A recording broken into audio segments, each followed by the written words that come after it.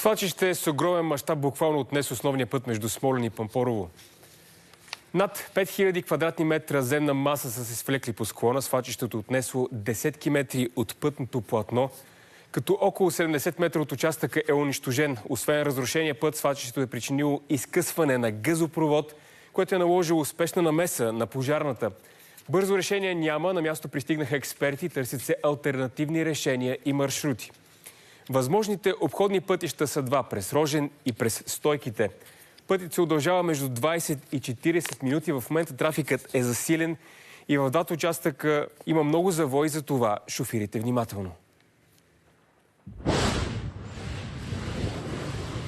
Ден след като се притури планината и погълна Борова гора с близо 5 декара земна маса, местността Райковски ливади на пътя Смолян-Пампорово изглежда като след апокалипсис. Обявихме и бедствено положение, но наистина това е апокалипсис, бих казал. Смолянска област е единствената в България, която има само автомобилен транспорт и един второкласен път Смолян-Пловдив. Така че ситуацията наистина е много тежка. Свлачището помита всичко в бездната. 70 метра от пътя е откъснат, газопроводът е прекъснат. При което възникна изтичане на газ и това наложи спешни мерки за прекратяване на подаването на газ и отстраняване на възможни източници за запалване и отцепване на района своевременно. Тук има старо свлачище, което преди 20 години е укрепено, а целият район от Смолян до Пампорово е рисков.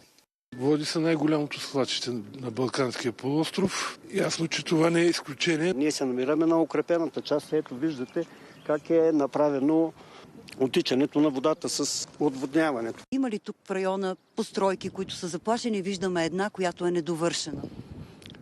Няма опасност за населението. Наистина ситуацията е извънредна. Според службите индикация, че свлачището ще се активира, е нямало.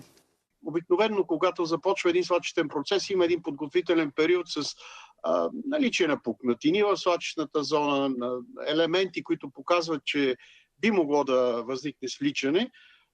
Тук ние виждаме, че имаме един много бърз процес. Това представлява един поток, който се движи надолу по склона, което означава, че ние имаме едно силно преовлажняване на тези земни маси. До няколко дена ще стане ясно горе-долу генезиса на това нещо. Природата е такава, че се случват. Виждате го, по-скоро и някаква разломна зона. Случват се. За жалост. И решението какво е? Тежко. Екипът, пристигнал на оглед, не вижда бързо решение. Най-спешно, което трябва да се направи, в момента отиваме да видим дали е възможно да се изпълни обходен път, през който да се възстанови движението по някакъв начин, смисъл да са пропускателен режим и тепърва да се тръгне по процедурата обследване на района. Трябва да се правят геоложки проучвания, предполагам, наново. В фокуса на службите влезе държавният водоем в планината, стопанисван от акционерно дружество Пампорово. Това е язовира, който се намира непосредствено над свлачището, чиято стена втори ден се обследва от специалисти. Язовира е в перфектно състояние, подлежи на постоянен контрол от всички институции. Специалистите от напоителни системи констатираха, че язовира е в добро състояние, не е просмуквала вода през язовирна стена, така че той не е предизвикал и това свлачище. Свлачището се случва след края на зимния сезон, но въпреки това в Пампорово не липсват туристи, като тази група от Казанлък, за които ваканцията продължава по график. Никой не се притеснява, тук има и 100 деца от различни градове и всички са щастливи, но от нашия хотел казаха, че са сигнализирали много пъти за тази дупка, която не са взети мерки от община Смолян. Пътят Смолян-Пампорово е затворен. Обходните маршрути са през Стойките и Рожен. Какво е мнението на специалистите? Откриха ли причината за свлачището в Родопите? Въпрос към Мария Георгиева. Здравей! Здравейте! Най-общо казано, специалистите казват, че има преовлажняване на почвата. Иначе самите специалисти изобщо не са изненадани, че в този район се е активизирало свлачище, тъй като от комплекс Пампорово до Смолян целият район се води свлачищен. Изненадата идва от размера на свлачището.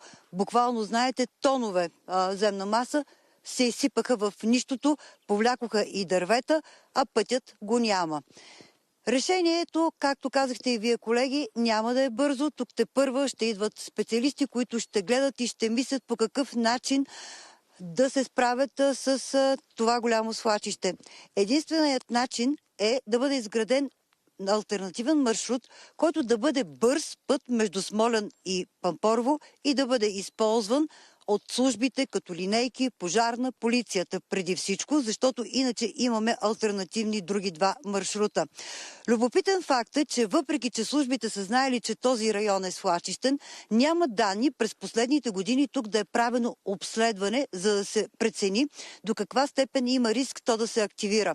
Единственото обследване е правено в района на Смоленските езера преди няколко години от община Смолян. С проект за 100 000 лева са направили там сондажи и частично укрепване. За повече пари е нямало. Благодаря, Мария Георгиева, следи този случай.